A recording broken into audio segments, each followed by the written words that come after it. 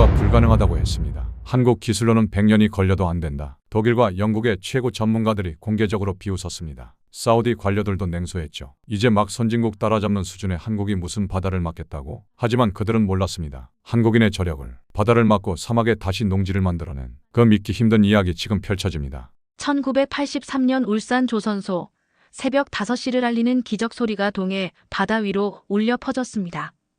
회색빛 기숙사 건물에서 가장 먼저 나오는 사람이 바로 저였습니다. 40살의 현대건설에서 20년 가까이 현장을 전전하며 살아온 베테랑 기술자였습니다. 준호 씨, 오늘도 제일 먼저 나왔네요. 같은 층에 사는 김 대리가 세수를 하러 나오며 말했습니다. 이 바닥은 늦으면 죽는 거예요. 기술자는 현장이 전부거든요. 저는 낡은 안전모를 머리에 쓰며 대답했습니다. 제 목소리에는 20년 현장 경험에서 우러나는 확신이 배어 있었습니다. 기름 냄새와 쇳소리가 가득한 도크를 걸으며 저는 오늘도 변함없는 일상을 시작했습니다. 거대한 크레인들이 하늘을 찌를 듯 솟아있고 용접 불꽃이 사방에서 튀어오르는 풍경은 이제 제게 익숙한 일상이었죠. 하지만 매번 볼 때마다 가슴이 뛰었습니다. 이곳에서 우리가 만드는 배들이 전 세계 바다로 나가고 있다는 사실 때문이었습니다. 박 반장, 어제 그 설계도 검토는 어떻게 됐습니까? 젊은 기술자가 달려와 물었습니다. 아직 부족해요. 강도 계산을 다시 해보세요. 바다에서는 실수가 곧 사람 목숨이니까요. 저는 엄격하게 말했습니다. 현장에서 배운 것이 있다면 완벽하지 않으면 시작하지 말라는 것이었습니다. 점심시간 기숙사 식당에서 동료들과 함께 밥을 먹으며 이야기를 나눴습니다. 준호 씨는 가족이 대구에 있는데 힘들지 않아요? 후배가 물었습니다. 힘들죠. 하지만 여기서 일하는 게 자랑스러워요. 우리가 만든 배로 나라가 돈을 벌고 있잖아요. 저는 솔직하게 답했습니다. 사실 가족과 떨어져 사는 것은 정말 힘들었습니다. 아내는 혼자서 2아이를 키우고 있었고 저는 한 달에 한 번 겨우 고향에 내려갈 수 있었습니다. 그럴 때마다 아이들이 아빠는 왜 집에 안 와?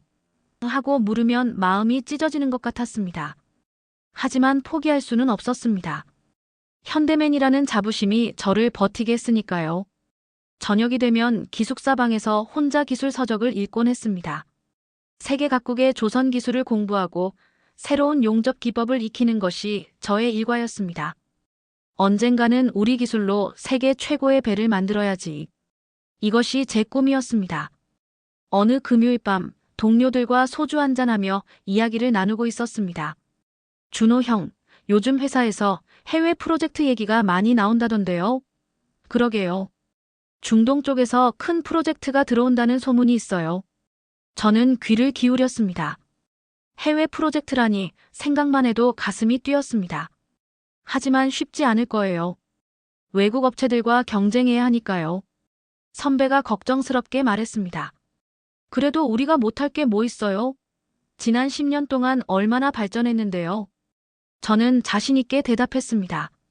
실제로 1970년대만 해도 우리는 외국 기술을 베끼기 바빴지만 이제는 우리만의 기술력을 갖추기 시작했습니다. 그날 밤 잠자리에 들며 저는 창밖을 바라봤습니다. 울산 조선소의 야경이 마치 거대한 성처럼 보였습니다. 수많은 조명이 켜져 있고 밤늦도록 일하는 사람들의 실루엣이 보였습니다. 우리가 만든 이 모든 것들이 대한민국의 미래겠지. 그런 생각을 하며 잠에 들었습니다. 월요일 아침 평소와 다른 분위기를 느꼈습니다. 사무동 쪽이 평소보다 분주했고 관리직 사람들이 심각한 표정으로 오가고 있었습니다. 뭔가 큰일이 있나 보네요. 동료와 이야기하며 현장으로 향했습니다. 하지만 그때는 몰랐습니다. 곧 제 인생을 완전히 바꿔놓을 소식이 기다리고 있다는 것을요. 화요일 오후 2시, 갑자기 현장 방송이 울려 퍼졌습니다. 현장 책임자급 이상은 즉시 본관 대회의실로 집합하십시오. 평소에 듣지 못한 긴급한 톤이었습니다. 저는 작업복을 털고 서둘러 사무동으로 향했습니다. 대회의실에 들어서니 이미 수십 명의 간부들이 모여 있었습니다. 분위기가 예사롭지 않았죠. 모두들 심각한 표정으로 앉아 있었고 평소 농담을 잘하는 동료들조차 조용히 있었습니다. 뭔 일인가 싶네요. 옆자리에 앉은 이 과장이 작은 소리로 말했습니다. 잠시 후 프로젝트 담당 상무가 들어왔습니다. 손에는 두꺼운 서류 뭉치를 들고 있었고 표정이 심각했습니다. 여러분, 오늘 사우디아라비아에서 중요한 연락이 왔습니다. 회의실이 순간 조용해졌습니다. 사우디라니, 그 먼 나라에서 무슨 일이 있었던 걸까요? 최근 사우디 동부 지역에 대홍수가 발생했습니다. 수십 년간 농업의 터전이었던 광활한 농지가 모두 바닷물에 휩쓸려 버렸죠. 상무의 설명이 이어졌습니다. 저는 상상해봤습니다. 끝없이 펼쳐진 농지가 하루아침에 바다가 되어버린 모습을요. 얼마나 절망스러웠을까요? 그래서 사우디 정부에서 우리에게 특별한 제안을 해왔습니다. 바다를 막아서 농지를 다시 만들어 달라는 것입니다. 이 말을 듣는 순간 회의실 안이 웅성거리기 시작했습니다. 바다를 막는다고요? 그게 가능한 일입니까? 여기저기서 의문의 목소리가 터져나왔습니다. 저 역시 믿기 어려웠습니다. 바다를 막아서 땅을 만든다니 마치 신화 속 이야기 같았습니다. 하지만 동시에 가슴 어딘가에서 뜨거운 것이 올라오는 것을 느꼈습니다. 불가능한 도전, 그것이야말로 현대건설이 지금까지 해온 일이 아니었나요? 물론 쉬운 일은 아닙니다. 유럽의 대형 건설사들도 이미 검토했지만 모두 포기했습니다. 상무가 계속 설명했습니다. 조류가 너무 빠르고 수심이 너무 깊다는 것이 그들의 판단이었죠. 특히 독일과 영국의 기술진은 현재 기술로는 불가능하다고 단언했습니다. 그 순간 회의실 문이 열리며 한 분이 들어오셨습니다. 바로 정주영 회장이었습니다. 평소 현장을 자주 방문하시긴 했지만 이런 기술 회의에 직접 참석하시는 것은 처음 봤습니다. 모든 사람들이 일어나 인사를 드렸습니다. 앉으십시오. 회장의 목소리는 평상시보다 더 묵직했습니다. 지금 사우디 이야기를 들었는데 다들 어떻게 생각합니까? 회장이 직접 의견을 물으시니 아무도 쉽게 대답하지 못했습니다. 잠시 침묵이 흐른 후 한 부장이 조심스럽게 입을 열었습니다. 회장님, 솔직히 말씀드리면 현재 기술로는 매우 어려울 것 같습니다. 조류의 속도가 초속 3m가 넘는다고 하는데 일반적인 방파제로는 버티기 힘들 것 같습니다. 그러자 다른 기술진들도 하나둘 우려를 표했습니다. 하지만 정주영 회장의 표정은 오히려 밝아졌습니다. 여러분, 우리가 지금까지 해온 일들을 생각해 보십시오. 10년 전만 해도 10만 톤급 유조선을 만든다고 했을 때 세계가 비웃지 않았습니까? 그런데 지금은 어떻습니까? 회장의 말씀을 들으니 정말 그랬습니다. 1970년대 초 현대 중공업이 처음 설립될 때 외국 전문가들은 한국 사람들이 무슨 배를 만들겠냐며 코웃음을 쳤습니다. 하지만 지금은 우리가 세계 최고 수준의 조선소를 운영하고 있었습니다. 안 되는 게 어디 있습니까? 방법이 없으면 만들면 되는 것입니다. 정주영 회장의 단호한 목소리가 회의실을 가득 채웠습니다. 그 순간 저는 온몸에 전율이 흘렀습니다. 이것이 바로 현대 정신이구나 하는 생각이 들었습니다. 회장은 계속해서 말씀하셨습니다. 준비 기간을 충분히 갖고 최고의 기술진을 투입해서 반드시 성공시키겠습니다. 이번 프로젝트는 단순한 건설 공사가 아닙니다. 대한민국의 기술력을 세계에 보여주는 기회입니다. 그날 회의가 끝난 후 저는 기숙사로 돌아가는 길에 하늘을 올려다봤습니다. 별들이 유난히 밝게 빛나고 있었습니다. 내 인생에 이런 큰 도전이 올 줄 몰랐네. 가슴이 두근거렸습니다. 무서우면서도 기대가 됐습니다. 한 달 후 저는 특별 프로젝트 팀에 선발되었다는 통보를 받았습니다. 축하합니다, 박 반장님. 사우디 프로젝트 핵심 팀원으로 선정되셨습니다. 인사 담당자가 전해준 소식이었습니다. 기쁘면서도 부담이 컸습니다. 20년 현장 경험이 있다고는 하지만 이런 규모의 해외 프로젝트는 처음이었거든요.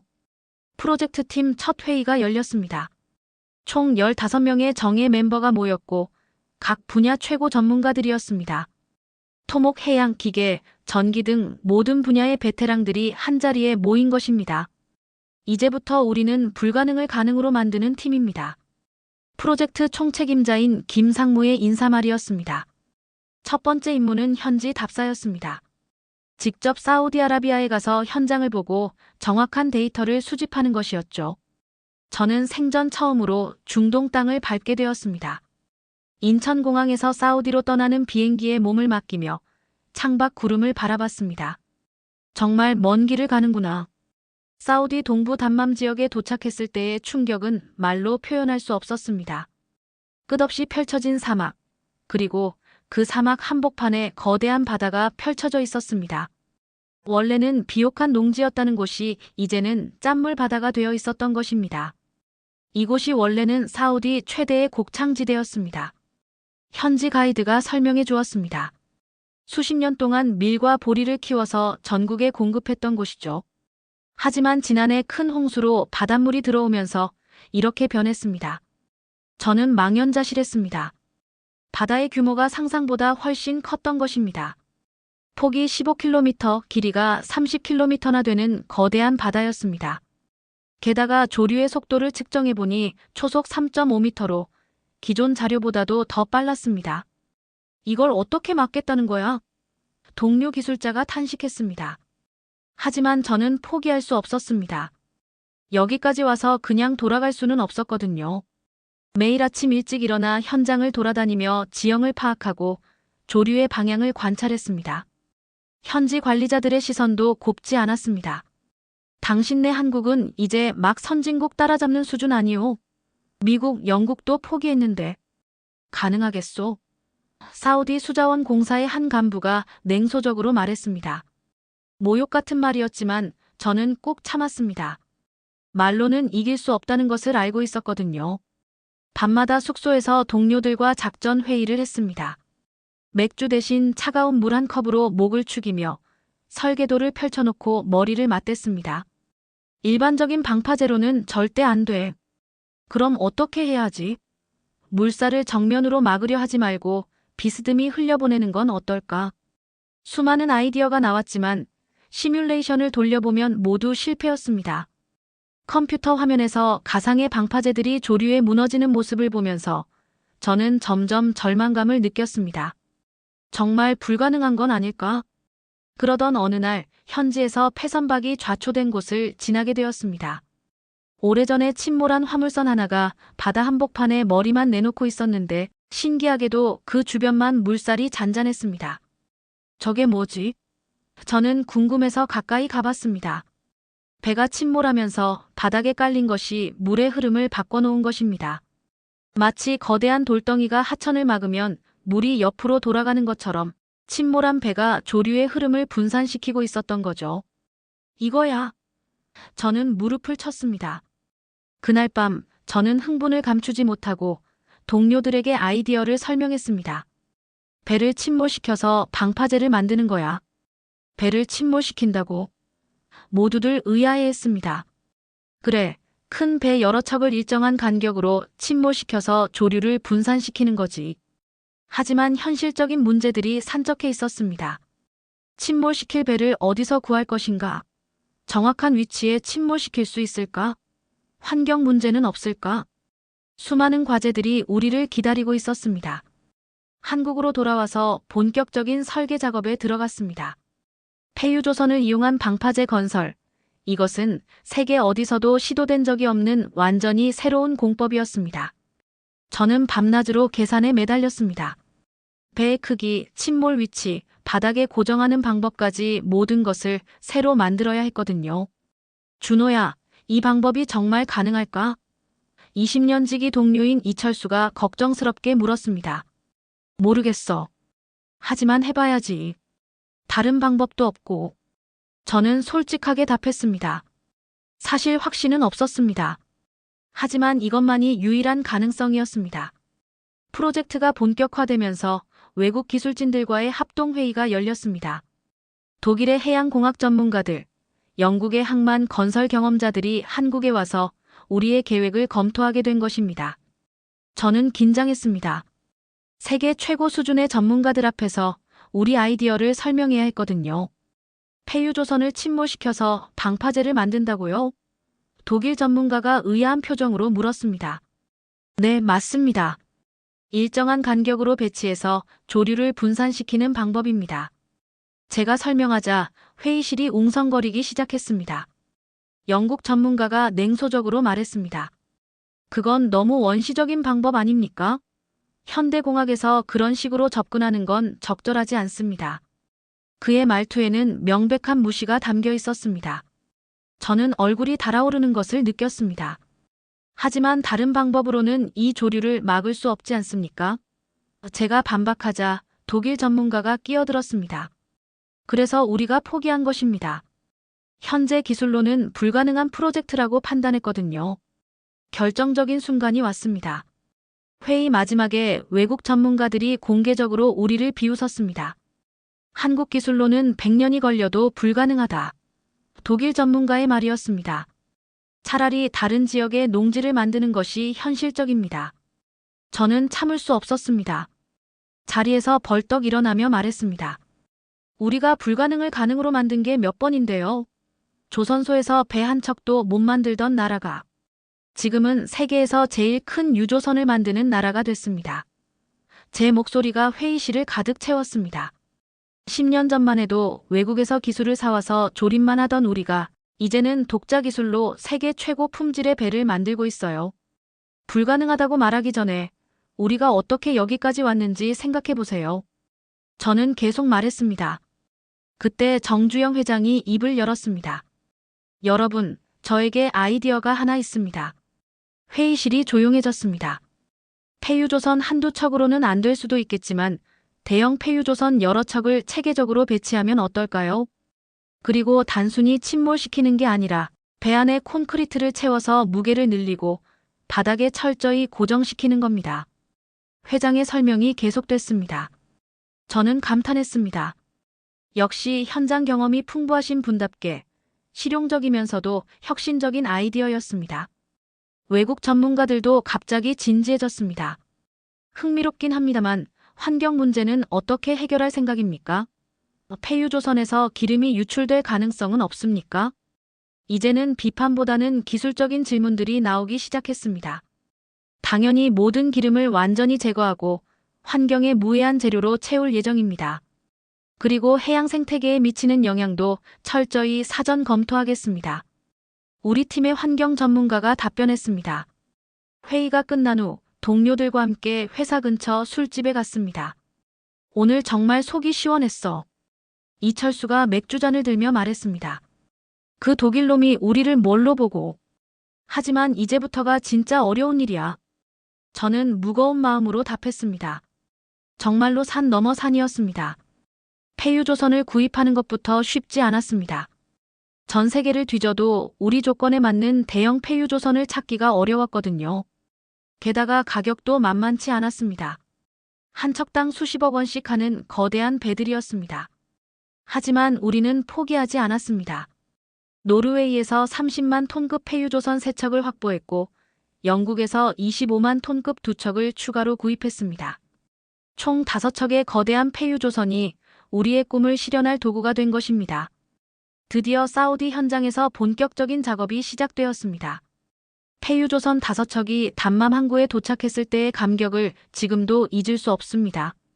거대한 배들이 줄지어 정박해 있는 모습을 보니 정말로 꿈이 현실이 되고 있다는 생각이 들었습니다. 하지만 현실은 만만치 않았습니다. 현지 관료들이 갑자기 각종 서류와 허가를 요구하며 발목을 잡았습니다. 환경 영향 평가서가 부족합니다. 해상 안전 보증서도 필요해요. 매일같이 새로운 요구사항이 생겨났습니다. 게다가 일부 관료들은 노골적으로 뇌물을 암시하기도 했습니다. 이 정도 규모의 프로젝트라면 특별한 협조비가 필요할 텐데요. 단맥지역 건설청장이 은근히 말했습니다. 저는 분노가 치밀었지만 참았습니다. 우리는 정당한 방법으로만 일을 진행할 생각이었거든요. 팀 내부에서도 갈등이 생기기 시작했습니다. 예상보다 복잡한 절차와 예측하지 못한 문제들이 계속 발생하자 일부 동료들이 포기를 주장하기 시작한 것입니다. 준호 씨, 이건 그냥 정치쇼야.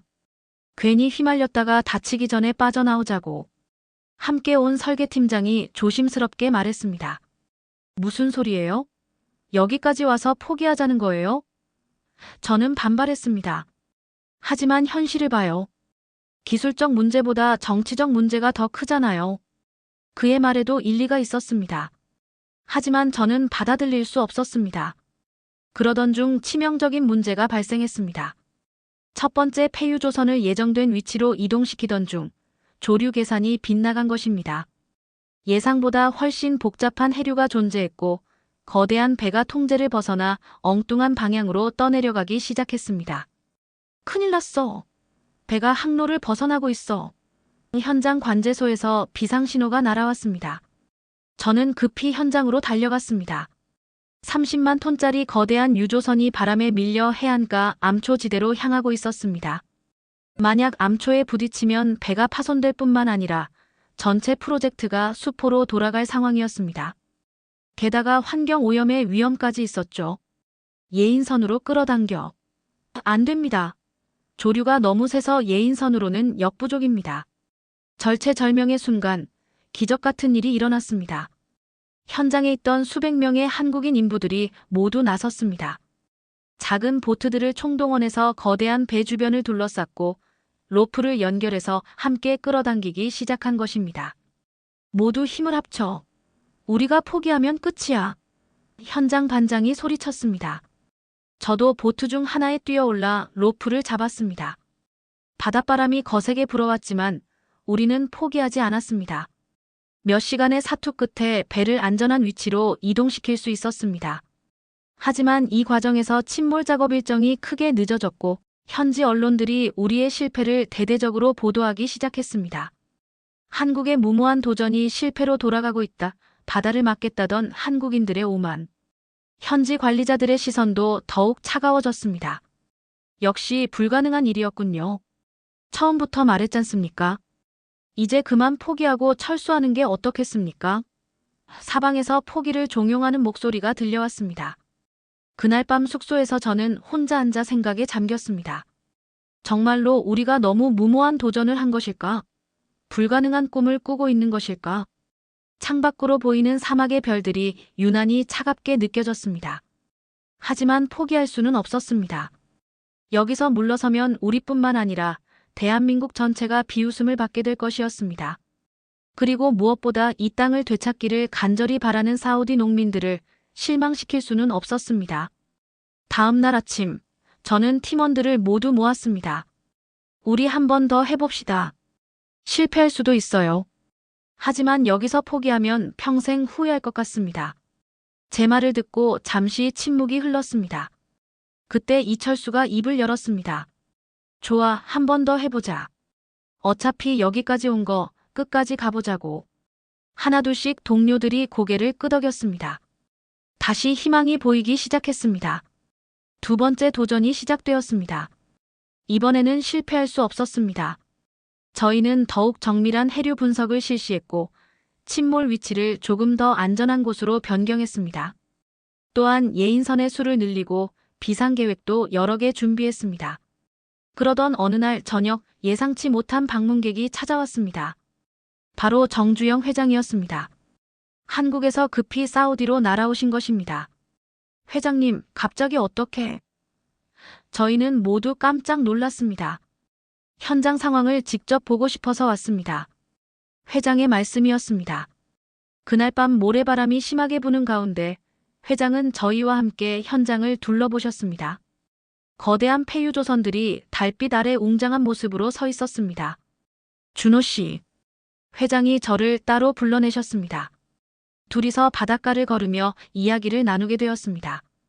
사람들은 내 아이디어를 미쳤다고 합니다. 하지만 결국 해내는 건 우리 같은 현장 사람들이에요. 겁내지 마세요. 회장님. 저는 감동했습니다. 이런 큰 프로젝트를 진행하면서 얼마나 많은 압박을 받으셨을까요? 하지만 회장은 현장에 와서 직접 격려해 주시는 분이었습니다. 이 프로젝트는 단순한 공사가 아닙니다. 나라의 명운이 달린 도전이에요. 우리가 성공하면 세계가 우리를 인정할 것이고 실패하면 회장이 잠시 말을 멈췄습니다. 하지만 실패는 없습니다. 우리는 반드시 해낼 거예요. 회장의 격려를 받고 저는 다시 마음을 다잡았습니다. 이제 정말로 마지막 기회였습니다. 성공하든 실패하든 이번이 진짜 마지막이었습니다. 결전의 날이 밝았습니다.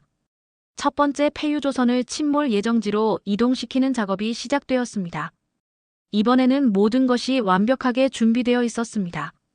해류의 방향과 속도, 바람의 세기까지 모든 것을 고려해서 계획을 세웠습니다. 천천히 정확하게. 저는 무전기로 지시했습니다. 거대한 배가 천천히 목표 지점으로 이동해 갔습니다. 이번에는 완벽했습니다. 배가 정확한 위치에 도달했고 조류에 밀려나지도 않았습니다. 침몰 준비 완료. 폭파 전문가가 신호를 보냈습니다. 배 안에는 이미 콘크리트가 가득 채워져 있었고 바닥에 고정할 앵커도 준비되어 있었습니다. 폭파 시작. 거대한 폭음과 함께 30만 톤짜리 유조선이 천천히 바닷속으로 가라앉기 시작했습니다. 성공이다. 환호성이 터져 나왔습니다. 첫 번째 인공섬이 만들어진 순간이었습니다. 배가 완전히 가라앉고 나니 그 주변의 조류가 확실히 약해진 것을 확인할 수 있었습니다. 연이어 두 번째, 세 번째 배의 침몰 작업도 성공적으로 진행되었습니다. 총 5척의 거대한 폐유조선이 일정한 간격으로 배치되면서 빠른 조류가 여러 갈래로 나뉘어 흐르기 시작했습니다. 하지만 진짜 시험은 지금부터였습니다. 폐선박들만으로는 완전히 바다를 막을 수 없었습니다.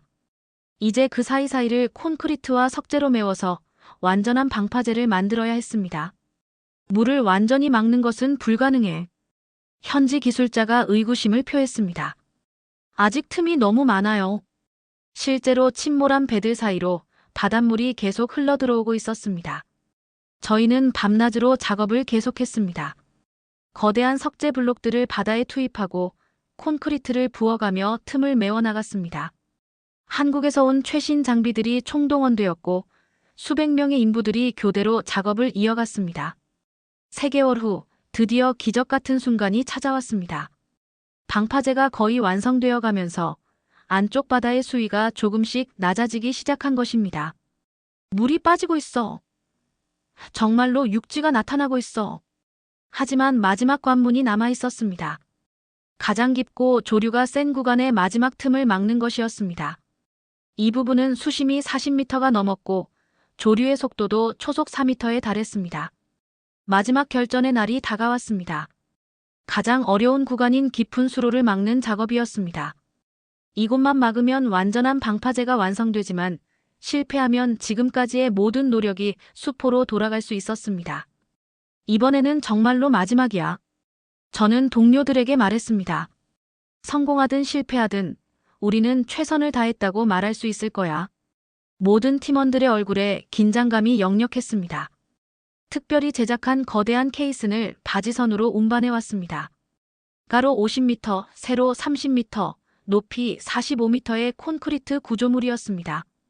이것을 정확한 위치에 침몰시켜 마지막 틈을 막는 것이 계획이었습니다. 위치 확인, 조류 속도 측정, 바람 방향 체크. 모든 조건을 완벽하게 맞춰야 했습니다. 조금이라도 어긋나면 거대한 케이슨이 엉뚱한 곳에 가라앉아 버릴 수 있었거든요.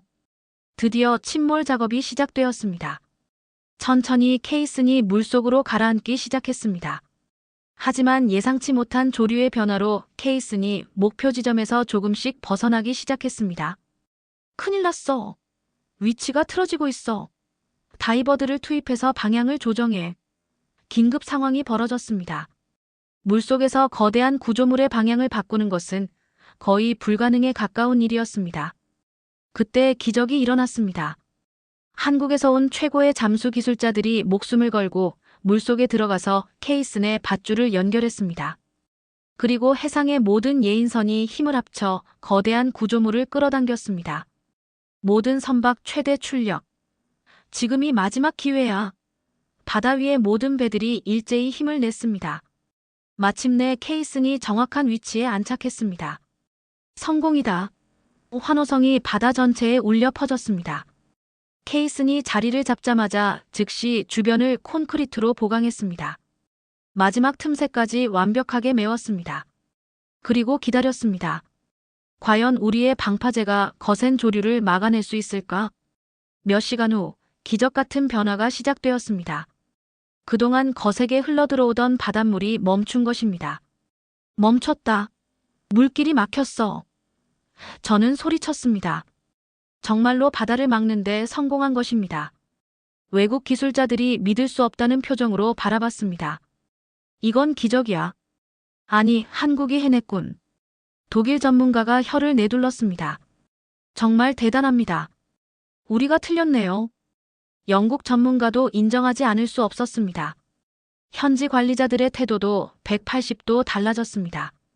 믿을 수 없습니다. 정말로 바다를 막았군요. 한국 기술이 이 정도일 줄 몰랐습니다. 그동안 우리를 의심하던 사람들이 이제는 감탄사를 연발했습니다. 하지만 가장 큰 변화는 바로 제 마음속에서 일어났습니다. 20년 동안 현장에서 일하면서 느꼈던 자신감과는 차원이 다른 감정이었습니다. 우리가 정말로 불가능을 가능으로 만들었다는 자긍심이었죠. 그날 밤 숙소로 돌아가는 길에 저는 하늘의 별들을 올려다봤습니다. 사막의 별들이 축하하는 것처럼 반짝이고 있었습니다. 해냈구나. 정말로 해냈어. 혼자 중얼거렸습니다. 다음 날부터는 배수 작업이 시작되었습니다. 방파제 안쪽에 고여있는 바닷물을 빼내는 작업이었죠. 거대한 펌프들이 24시간 가동되면서 천천히 물이 빠지기 시작했습니다. 한 달 후 드디어 바닥이 드러나기 시작했습니다. 오랫동안 바닷물에 잠겨있던 토양이 모습을 나타낸 것입니다. 땅이다. 진짜 땅이 나타났어. 현장에 있던 모든 사람들이 환호했습니다. 사우디 농업부 장관이 직접 현장을 방문했습니다. 이것은 기적입니다. 우리가 잃었던 땅을 되찾았군요. 장관의 목소리에 감격이 배어 있었습니다. 한국 친구들에게 정말 감사합니다. 하지만 진짜 도전은 이제부터였습니다. 바닷물을 뺀 땅을 다시 농지로 만드는 일이 남아 있었거든요. 염분을 제거하고 토양을 개선하고 관계시설을 만드는 복잡한 과정이 기다리고 있었습니다. 5년이 흘렀습니다.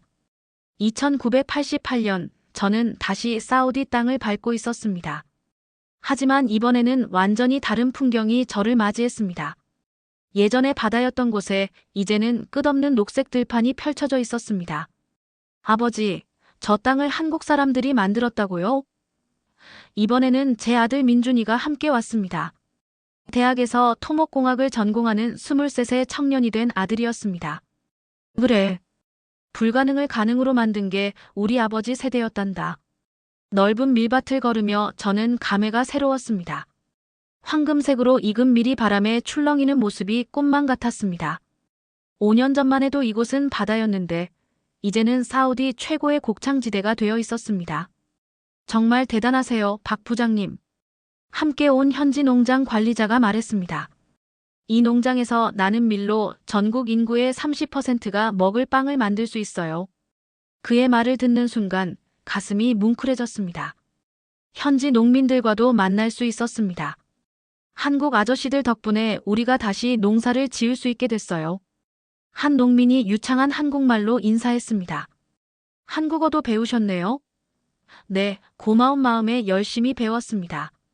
그 농민의 이야기를 들어보니 정말 감동적이었습니다. 원래 이 지역에서 대대로 농사를 짓던 가족이었는데 홍수로 모든 것을 잃고 도시로 떠나야 했다고 합니다. 그런데 우리 프로젝트 덕분에 다시 고향으로 돌아와 농사를 지을 수 있게 된 것이죠. 제 아들도 한국에서 농업기술을 배우고 싶어 해요. 정말요? 한국 농업기술도 많이 발전했으니까 좋은 공부가 될 거예요. 저는 기꺼이 도움을 약속했습니다. 점심시간에는 현지에서 기름밀로 만든 빵을 맛볼 수 있었습니다. 이 밀이 바로 여기서 자란 거예요? 네, 100% 이 농장에서 재배한 밀입니다. 정말 맛있었습니다. 우리가 바다를 막아서 만든 땅에서 자란 밀의 맛이었습니다. 오후에는 방파제를 다시 둘러봤습니다. 5년이 지난 지금도 여전히 튼튼하게 바다를 막고 있었습니다. 폐유조선들이 인공암초가 되어 해양 생물들의 서식지 역할도 하고 있었습니다. 환경에도 도움이 되고 있는 셈이었죠. 아버지, 정말 자랑스러워요. 민준이가 말했습니다. 저도 아버지처럼 불가능한 일에 도전해보고 싶어요. 그래야지. 우리 세대가 이룬 것들을 발판으로 너희들은 더 큰 꿈을 꿔야 한다.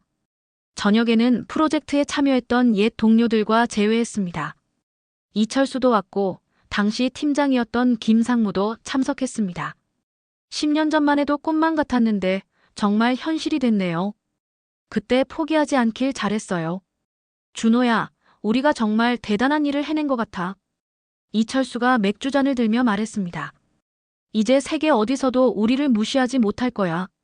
맞아. 우리 기술을 인정받았으니까.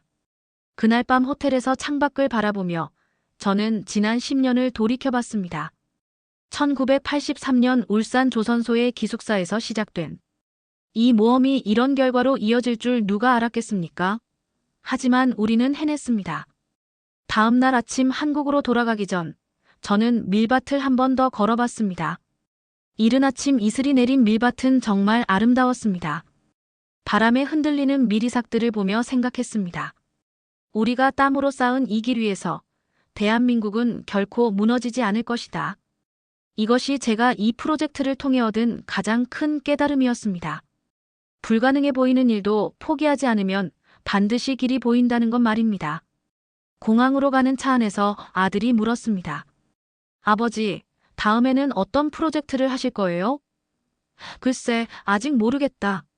하지만 또 다른 불가능한 도전이 우리를 기다리고 있을 거야. 인천공항에 도착했을 때 저는 한국 땅을 밟는 특별한 감정을 느꼈습니다.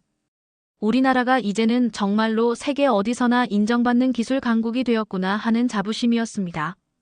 사무실로 복귀한 첫날, 후배들이 물었습니다.